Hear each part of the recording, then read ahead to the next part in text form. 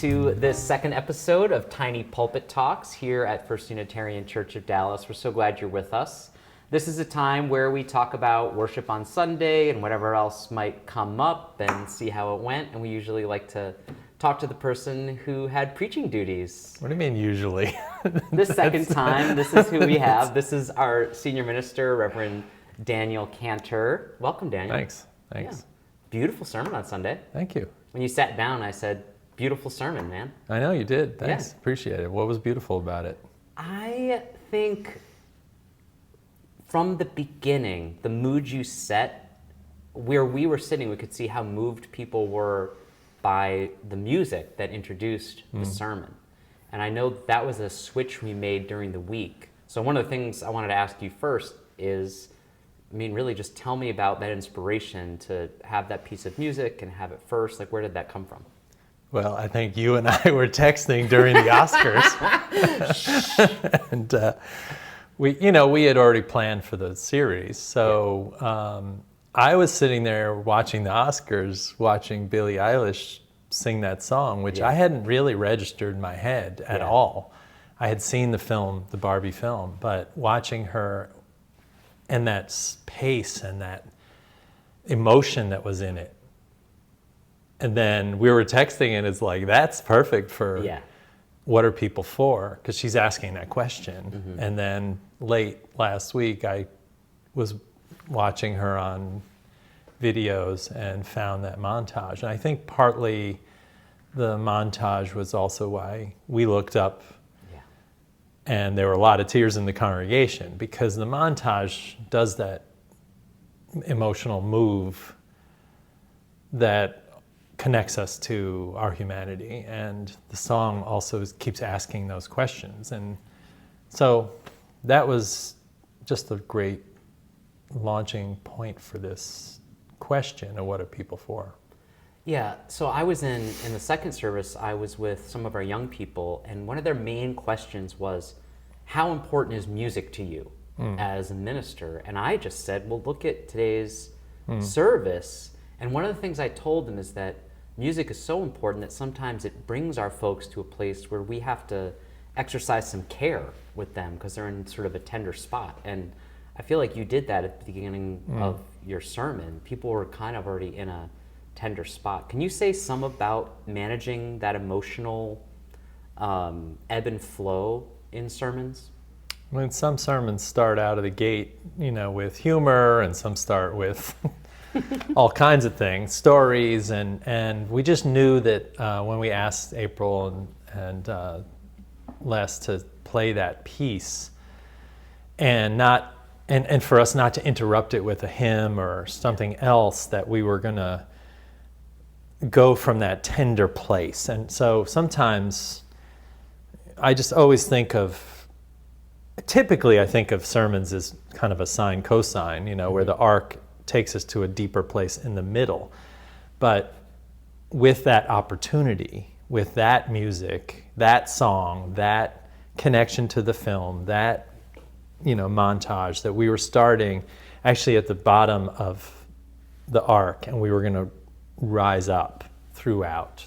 So there's a climbing in the sermon emotionally that I think happens, and it peaks with the story of the little girl. Because there's actually, and what I realized later was in the montage, there's a lot of hands touching hands. Yeah. It's also in the poem that you read and that Beth read by Wendell Berry, that this connection and this circular connection with the past, the present, the people, is sort of core to what we were trying to get at in some sense. Yeah, the reading from Wendell Berry calls it, and even when I was reading it, I had sort of an emotional reaction to saying the tiny circle of the embrace. It's this intimacy. And the story you told about the little girl and the chocolate egg, I was thinking about that because when she tried to give me candy, I gave it back to her, but I noticed you kept it. Yeah. I didn't even know, because there's so much going on Easter morning. Like, to me, that moment is just this precious moment, right? Because we're like, marching in and this music and all this stuff, and we're trying to get ready for this big day. And then there's this little tiny girl who, I didn't know what she did with you guys, but it was the sort of beautiful interruptions that I think was, like that's just such a human moment. But actually, what I was thinking is like, you actually completed a more beautiful task. I think I might have been like, oh, this is a child. She doesn't know what she's doing. She needs to keep her candy. And you said, thank you. And you took it. And there's something beautiful in that. Yeah. Yeah. I guess so. Yeah. I mean, I didn't have any thoughts about any of that. I just until you noticed the melted chocolate. Yeah, right. Like flat egg in my pocket, which Yeah. But no. I mean, I got lucky a little bit in the sermon because, and maybe it's not luck. Maybe it's just that there's unconscious things going on. But those connections of the hands, the video in the poem, the circle, the girl's hand with those things are sometimes deliberate and sometimes not, but often unconscious connections are happening So speaking of connections, one of the things you've helped me with, because I think in my preaching in previous years, I relied pretty heavily on media and movies as maybe a basis. And one of the things I've noticed here and that you do so well is to take something like the Barbie movie and go deeper, find the theological place that it's really saying, and you're not preaching a movie, you're not exegeting a movie, you're exegeting a theological point. I know that's helped me in kind of the way I think about my sermons. Can you say some about dealing with media or dealing with like a popular topic and how you make use of that for yourself? Folks who are... Yeah, sure. I mean, I am a sort of text-based preacher. So, what some people have heard me say this, but I try to start with the text. In this case, the text was those two poems. And the concept of what are people for, because actually the deeper reading started with Wendell Berry's book on this and just pointed in a direction. The text then became that song. And actually what I realized was what that song was really the undercurrent in the whole film. And then what that song was doing was, if you bring the lens way back, it's not Barbie asking those questions. It's all of humanity coming out of COVID. People are still feeling like we're coming out of COVID, chaotic world. And I used to know I was happy. I used to know how to feel. And so the text became that song, which then led to the montage and the deeper questions about the film for me. So that's sort of my process in this case, but I mean, every sermon's a different process. Yeah. And I always try to think theologically in this, as you do. So, thinking about really getting to religious humanism, which has felt like a conflict in my life, all my life, because I grew up a Unitarian Universalist in a church that identified as a humanist church, which to them meant there was no God and that was a ridiculous thing, and trying to piece that together. So, just trying to hit that head on. The song and the question in the song, and then the question in the movie, and supported by all that, started to get at that. That is exactly where I wanted to go, was talking about this concept of religious humanism. Say something to the people who think that is a word that's an oxymoron. I think we're all humanists because, somebody, in the past, the kind of quote humanists in the church who were really just saying we're atheists, right. we're saying we're humanists and you're not humanists. And I was always saying we're actually all humanists. Now we maybe have other audience members who are like, well, I'm theist, I can't be a humanist, but that's not true. The point of, at least the beginning of that sermon, is that the humanism is the care of the human life.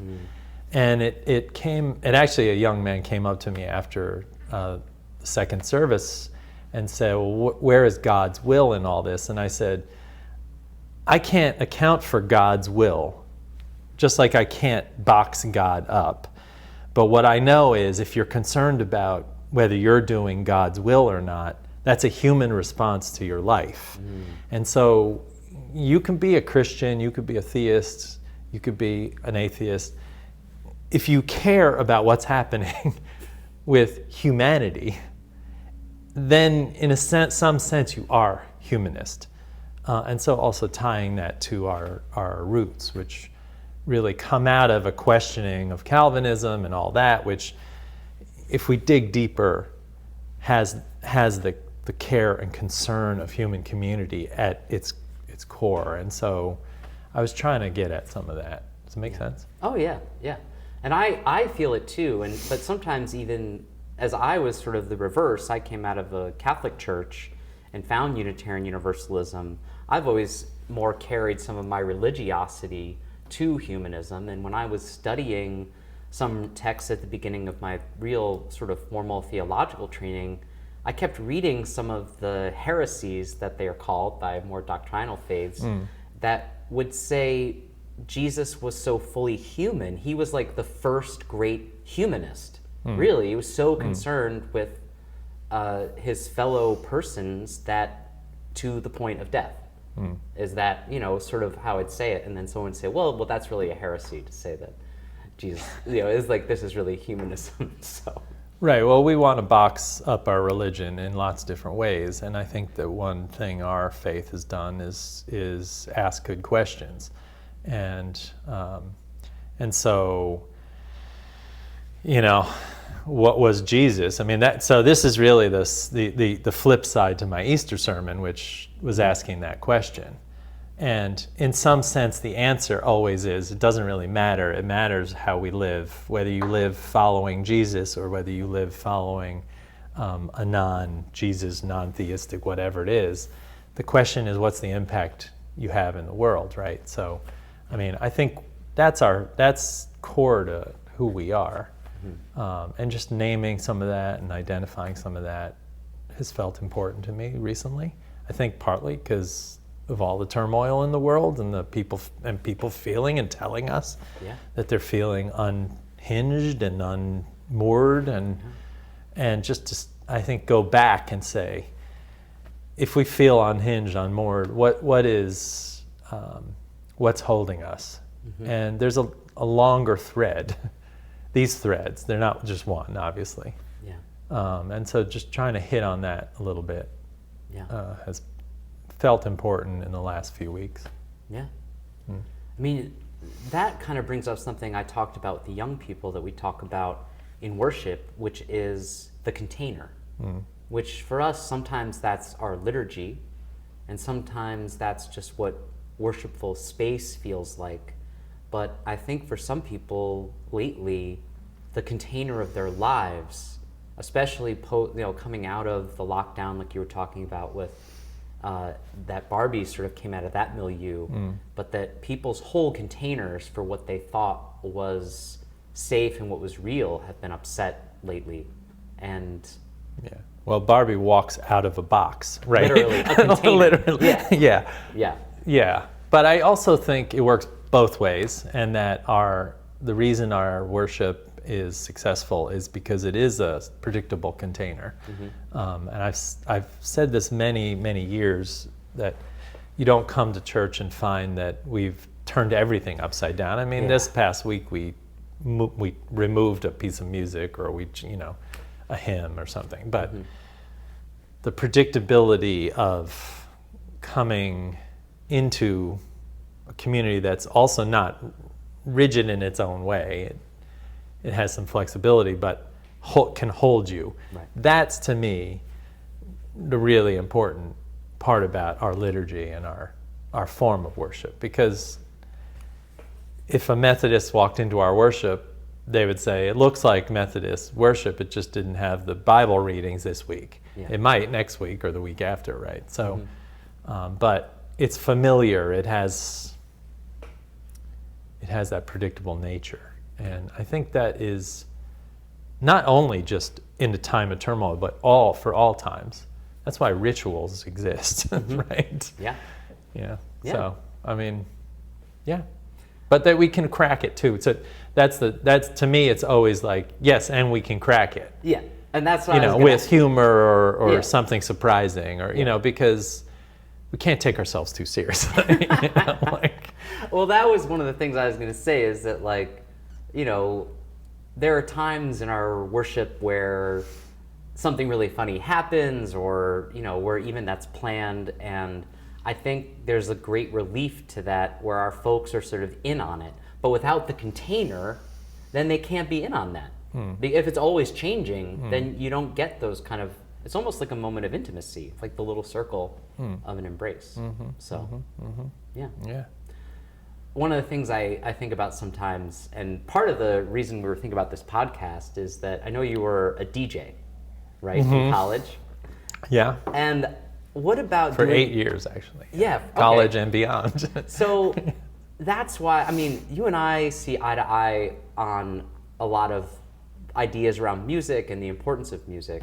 And that was one of the things the young people were asking me, is how important is music? And we saw, when worship is important, but how important is your training as an experience as a DJ?